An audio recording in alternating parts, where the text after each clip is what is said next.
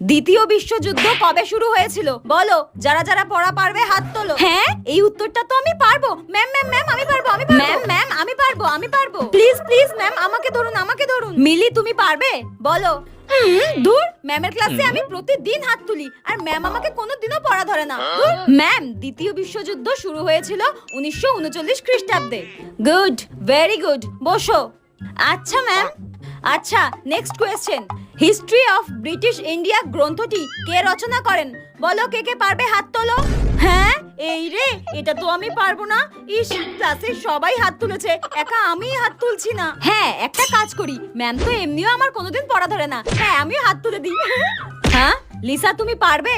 ঠিক আছে বলো। হ্যাঁ ম্যাম, আমি? হ্যাঁ, ক্লাসে তো তোমার নামই লিসা, তোমাকেই বলছি। প্রতিদিন হাত তুলি, কোনোদিনও পড়া ধরে না। এই হাত আমি কেটেই ফেলবো, আজকেই পড়া ধরতে হলো। দূর, ভালো লাগে না।